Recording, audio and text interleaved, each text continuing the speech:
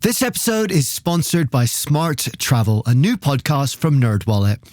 You know that one friend who always finds the best travel deals, picks the right cards, and somehow ends up in first class for the price of coach? How do they do that? Well, Smart Travel is like that friend, but in podcast form.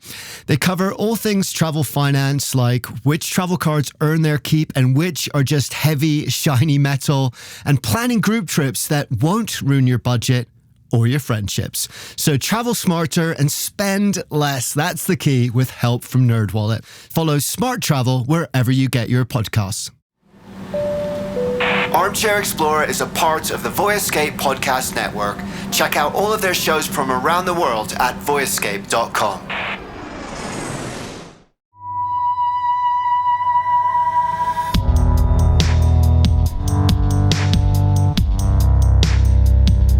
Hey guys, welcome to Armchair Explorer. My name's Aaron Miller. I'm a travel writer and your host. And today we've got a journey episode. That's what we're calling this series. It's a little different in that we're asking travel writers and adventurers to tell us a story in the same way we do with our signature episodes and our bucket list episodes. But these ones follow a single trip or an itinerary, a 1 to 2 week vacation that you guys can also do. That's within the reach of all of us. A lot of our episodes are climbing Mount Everest and crossing the Amazon. And let's face it, not all of us have time to do that or the inclination. But I think these trips we all do. So this first one, we have Alex Robinson on. If you haven't checked out a previous episode of his, we did a story with him where he took a journey down the Amazon, like a cruise down the Amazon that was led by Indigenous people, and it was amazing. It actually inspired me to create this whole series off the back of that. So we got him back on. He has a beautiful way with words. He just has a lovely voice as well. Just a great way of describing experiences and places and making that come alive. And today he's taking us to Ontario in Canada, which is the province that Toronto's in. It's on the East Coast. It borders Northeastern America, New England, that whole area.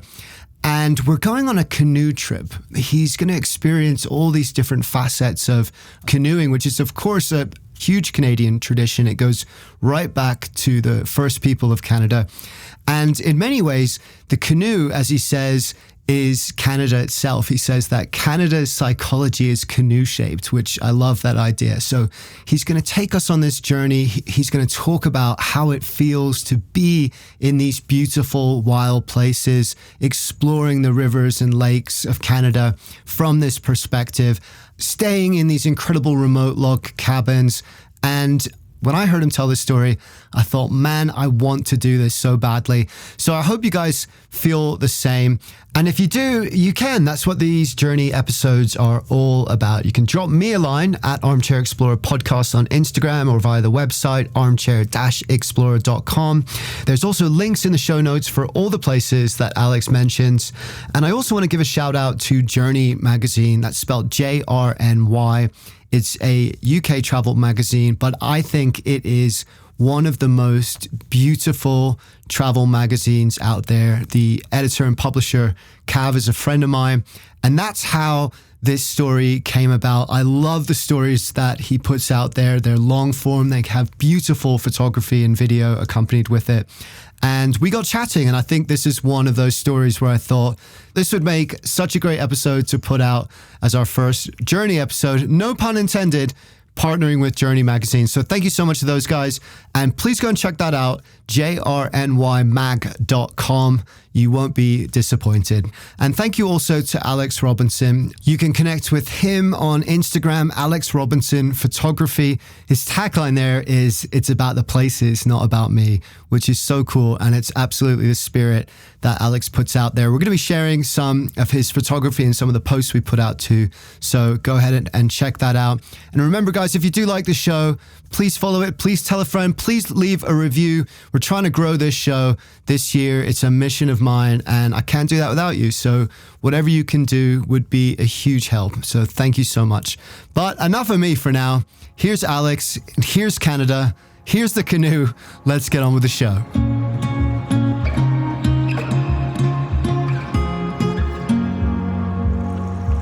So Ontario is in the east of Canada. Most people will be familiar with Toronto, which is where you fly into. Rolling hills covered in beautiful birch, pine forests, interspersed with those wonderful fire red maples, stretching way up into tundra. It's huge. You really get a sense of vastness. The moment you leave Toronto, it feels like you're in woodland, and you know that that stretches all the way for 1,000 miles or so up to Hudson Bay. So it's pretty astonishing, this kind of immersion in this expanse of nature.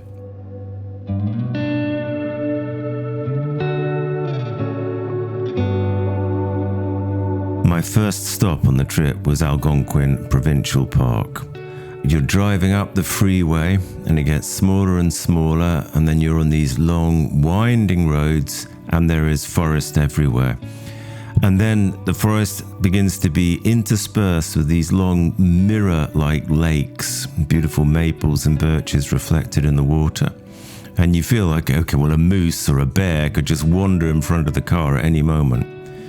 And then I'm looking out for the signs for the place that I'm meant to be reaching. And I see this little track. I drive down it, and I'm in this glade in the forest, filled with these gorgeous little log cabins. And it's absolutely idyllic. It's like something out of Henry David Thoreau, sitting right on the water which is glassy clear. And it's so quiet there that you can literally hear the gentle breeze blowing through the pine trees, the lap of water on the lake shore. So going from the rush and the kind of dirty air of London into this, wonderful, pristine nature. I mean, I don't think I've slept so well for ages as I did that first night.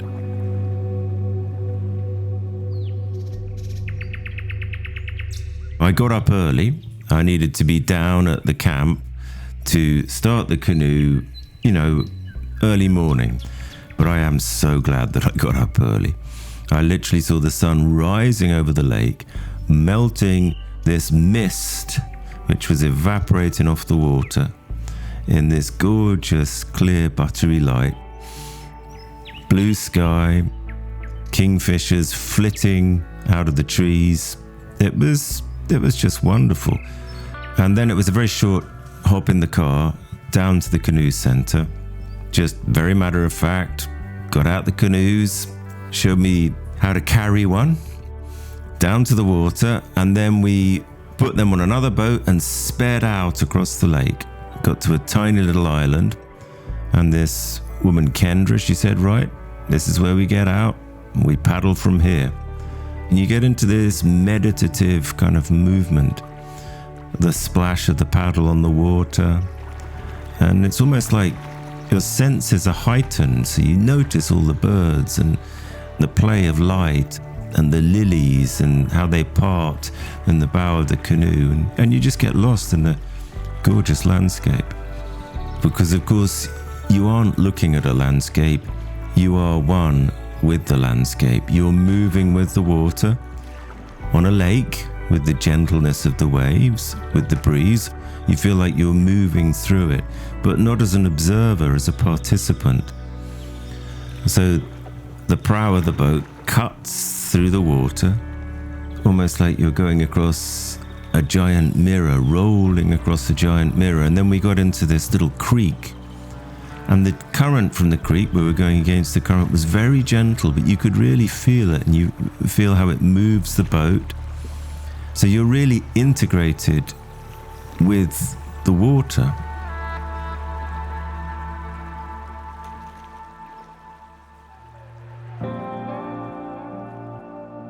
After Algonquin National Park, I got in the car and I went to explore a little bit of the history of the canoes. So my next stop was actually to the astonishing new Canadian Canoe Museum in Peterborough. I just thought, a canoe museum, well, it'll be a curiosity. But it was much more than this. Because at the museum, I got the first hint of how important these things are, both to Canada, but also to Indigenous history. So it's not a canoe museum. The Canadian Canoe Museum is a temple to the canoe, and to the canoe as a way of life, the canoe as craft, the canoe as that which opens up the landscape and connects islands with islands. There are canoes from all over the world there. Absolutely beautiful. Some of them hundreds of years old. And it was then that I did my second paddle. But of course, originally the canoe was part of the forest itself, made from the bark of trees. So the very process of making canoes by the Algonquin people was a sacred act. I mean, Canada is the canoe in many ways. Well, that's how it seemed to me.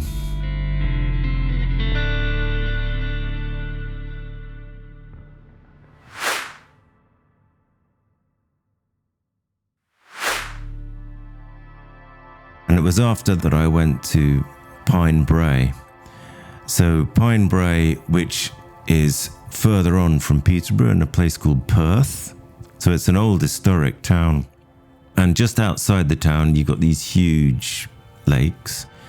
And it was there that I did the next bit of kind of wilderness canoeing, which was amazing. And I learned actually how to do a few of the strokes properly, well, more or less properly, much to the amusement of the locals. I was again sleeping in a cabin, a log cabin, beautifully constructed by the owner of Pine Brae, a guy called Blair and his wife. My first log cabin experience was right on the shore of the lake, and there were other cabins fairly close by. At Pine Brae, there were no cabins close by, and it was on the lake, but right in the heart of the woods. And the first thing that Blair said to me when he showed me around the cabin, he said, "Oh, you'll be fine here on your own tonight, but I should just give you some bear etiquette first." And he went through all the things that I should do to avoid attracting bears, what I should do if I met a bear. So it was really then that I had this sense of, okay, I imagined seeing a bear easily walking across the road when I first arrived, or a moose in the water meadows. But this was all theoretical. Now, they were really there. And coyotes too. I heard coyotes calling at night. There was a beaver swimming across the lake in front of the deck when I woke up in the morning. So there's a real sense of Canadianness. And I thought that that would prepare me pretty much for my last backward day on the Madawaska River. But things got more Canadian. So on my way up to the Madawaska, the weather changed, the skies darkened, and it started feeling really quite cold. It was this sense that winter was around the corner. And I met this guy called Rick. He must be in his mid-60s, fit and lean as Clint Eastwood in his heyday, and about as quietly spoken, but with a constant kind of light smile around his face as well. And then we got out onto the water, and Rick he was just a brilliant teacher. And I found myself doing proper canoeing, so do your pry here, forward stroke here, and he would give me instructions. And through the activity of being out on that river, moving with the water, I was gradually learning how to whitewater canoe. I've been whitewater rafting before, but it feels clumsy and a bit kind of cumbersome, that rubber boat. The canoe is neither clumsy nor cumbersome. It's like a fast bicycle. You move with it, and it moves with the river. So really what you're doing is just steering it into the right bits of current that take you all the way through.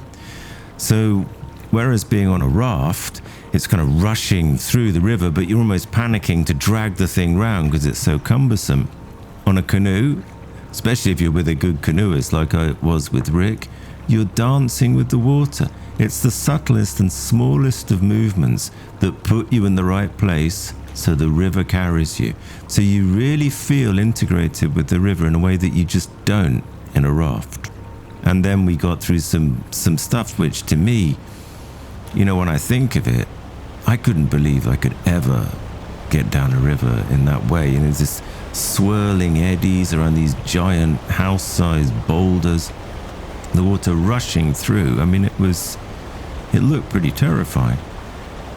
But we got through it, and I know that I played an active part in it. It wasn't just all Rick. We did it as a team. And afterwards, he warmly congratulated me and said, well done. You went for it. And we got down to the bottom of the river.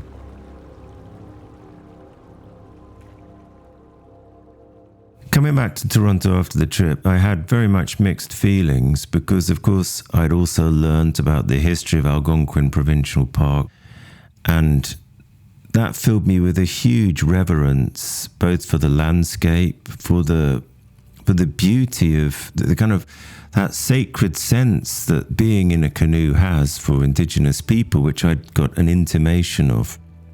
And then leaving those landscapes, coming back onto the freeway, down to the city, it almost felt like those freeways and that city were intruding on a sacred space. It was almost like I was moving back into the real world, but also the less real world. So it was tinged with regret, tinged with a sense that the city life, the modern world separates us from a key part of ourselves. I couldn't help noticing all of the pickup trucks going the opposite way, up into the forests, up to the lakes, all of them with canoes behind them or on the roof. And I thought, wow, this canoeing is like a pilgrimage for city people from Toronto. They're going out there to get their nature fix, to get that integration with the landscape which they've been touched by, perhaps when they were young, and still yearn for. Now, I'd never had that integration with the landscape in a canoe in the way I did on this trip. But being out there on those lakes and that woodland, it really gave me a sense that I was remembering a part of myself which I'd almost forgotten. And I'm sure that's why all those pilgrims are coming out of Toronto every day, every weekend for that feeling too. And if you've had that feeling, you'll know what I mean. If you've never had that feeling, then there's no better way to try and capture it than going out on a canoe on a Canadian lake, even if it's for a few hours. It's a really special experience.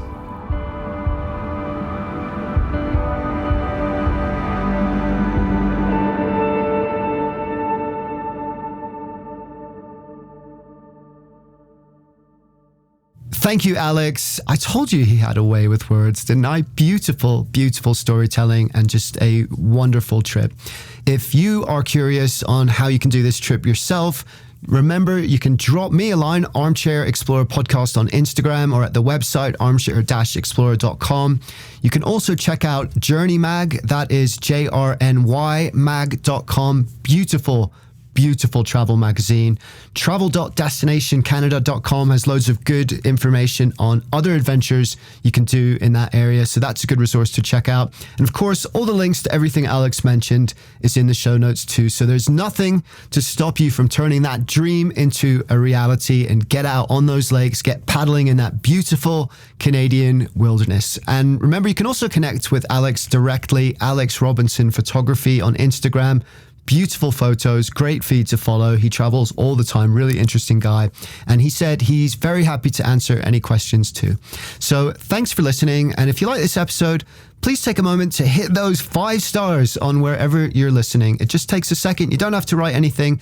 And it really does make a difference to help other people discover the show and help us grow the show. So thank you so much. And remember, keep dreaming about that next journey. Keep dreaming about those canoes or however you plan to go out and explore the world. Because the more that we look for wonder in the world, the more the wonder of the world becomes a part of who we are. Dare to be truly alive.